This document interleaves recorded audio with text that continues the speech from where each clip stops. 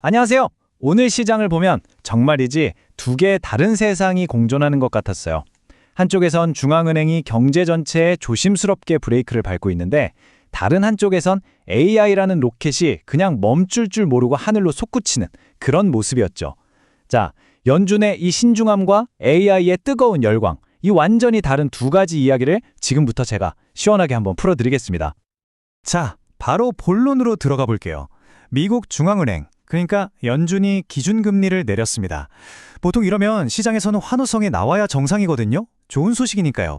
그런데 참 이상하게도 연준이 내놓은 메시지는 뭐랄까 되게 단호하고 걱정이 가득해 보였어요. 아니, 금리는 내렸는데 왜 연준은 오히려 걱정을 하는 걸까요? 네, 바로 이 질문이 오늘 우리가 풀어볼 이야기의 핵심입니다. 이 수수께끼를 풀려면요, 먼저 지금 연준이 어떤 상황에 처해 있는지를 좀 이해해야 합니다. 이걸 보면 마치 외줄 위에서 아슬아슬하게 균형을 잡고 있는 고개사 같다고 할까요? 서로 다른 방향으로 막 잡아당기는 힘 사이에서 정말 어려운 결정을 내려야만 했던 거죠. 이 엇갈리는 신호들 속에 그 답이 숨어 있습니다. 연준한테는 법으로 딱 정해진 아주 중요한 임무가 두 가지가 있어요. 바로 최대 고용이랑 물가 안정인데요. 보통 때는 이 두 가지 목표가 같은 방향을 보는데 지금은 완전히 서로 등을 돌리고 있는 거죠. 왜냐하면 한쪽에서는 고용 시작이 점점 식어가면서 이러다 경기 침체 오는 거 아니야? 하는 걱정이 커지고 있고요. 다른 한쪽에서는 여전히 높은 물가가 우리 지갑을 계속 얇게 만들고 있잖아요.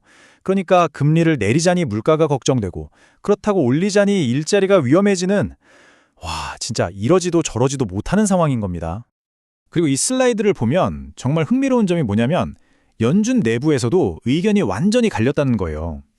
다수는 0.25%포인트 내리자고 했지만 어떤 사람들은 아니, 더 과감하게 0.5%포인트 내려야 한다고 하고 또 다른 쪽에서는 무슨 소리냐? 아직 내릴 때 아니다. 그냥 놔두자. 이렇게 맞선 거죠.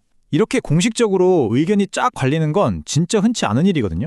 이게 뭘 의미하겠어요? 최고의 전문가들조차도 앞으로 경제가 어떻게 될지 감을 못 잡고 있다는 걸 아주 명확하게 보여주는 장면입니다. 자, 그럼 연준 결정의 첫 번째 퍼즐 조각, 바로 금리 인하부터 자세히 한번 들여다볼까요? 아니, 이렇게 혼란스러운 상황에서 연준은 도대체 왜 금리를 내리는 결정을 했을까요? 그 단서는요, 우리가 마치 탐정처럼 그들이 발표한 공식 성명서에 숨어있는 단어 하나하나를 꼼꼼하게 살펴봐야 찾을 수 있습니다. 이 표를 한번 보시죠. 9월하고 10월 성명서에 쓰인 표현이 어떻게 미묘하게 바뀌었는지를 보여주는데요. 예를 들어 경제 활동에 대한 평가가 전에는 좀 둔화됐다고 했는데 이번엔 완만한 속도로 확장 중이다라고 한결 부드러워졌어요. 그리고 고용시장에 대해서는 예전에 자신감 넘치게 쓰던 강화다 이런 표현들이 싹 사라졌습니다. 바로 이런 단어들의 작은 변화가 연준이 금리를 내릴 수밖에 없었던 명분이 된 거예요. 경제를 바라보는 시각이 그만큼 조심스러워졌다는 아주 강력한 신호죠. 그리고 제롬 파월 연준 의장이 이 한마디로 그냥 확인 사살을 해줍니다. 최근 몇 달간 고용의 하방 리스크가 커졌다. 이게 무슨 말이겠어요? 쉽게 말해 앞으로 일자리가 줄어들 위험이 커졌다는 걱정. 바로 이게 이번 금리 인하의 가장 결정적인 이유였던 겁니다. 하지만 동시에 파월 의장은 시장에 찬물을 확 끼얹는 말도 잊지 않았습니다. 소위 매파적인 발언이라고 하죠. 금리를 올리거나 유지하려는 좀 강경한 입장을 말하는데요. 뭐라고 했냐면 다음에도 또 금리를 내릴 거라고 생각하면 안 된다. 그건 정해진 게 아니다라고 딱 선을 그어버린 거죠. 이건 시장이 이제 계속 금리 내리겠구나 하고 너무 앞서 나가는 걸 막기 위한 아주 의도적인 메시지 관리라고 볼 수 있습니다. 자, 금리 인하 말고도 연준이 발표한 또 하나의 아주 중요한 정책 변화가 있습니다. 바로 양적 긴축, 영어 약자로는 QT라고 부르는 정책을 이제 그만하겠다고 선언한 건데요. 이게 대체 뭐고 이게 왜 중요한지 지금부터 한번 살펴보겠습니다. 양적 긴축, 말이 좀 어렵죠? 아주 쉽게 생각하면요. 중앙은행이 그동안 시중에 풀어놨던 돈을 다시 걷어들이는 과정이라고 보시면 돼요. 비유하자면 욕조에 가득 받아놓은 물을 이제 서서히 빼는 것과 비슷합니다. 연준이 갖고 있던 자산을 줄여나가면서 금융 시스템에서 돈을 싹 빨아들이는 거죠. 그리고 바로 오늘 나온 핵심 발표가 뭐냐면요. 연준이 바로 이 양적 긴축을 오늘 12월 1일부터 공식적으로 멈추기로 했다는 겁니다. 그러니까 이제 욕조에서 물 빼는 걸 그만두겠다는 신호죠. 그렇다고 해서 이게 갑자기 돈을 막 다시 풀겠다는 그런 의미는 아니에요. 이번 조치는 은행들이 문제없이 돌아갈 만큼 충분한 현금을 갖게 해서 금융 시스템의 배관이 막히는 문제, 그러니까 갑자기 돈이 돌지 않는 그런 문제를 미리 막기 위한 일종의 기술적인 조정에 가깝다고 보시면 됩니다.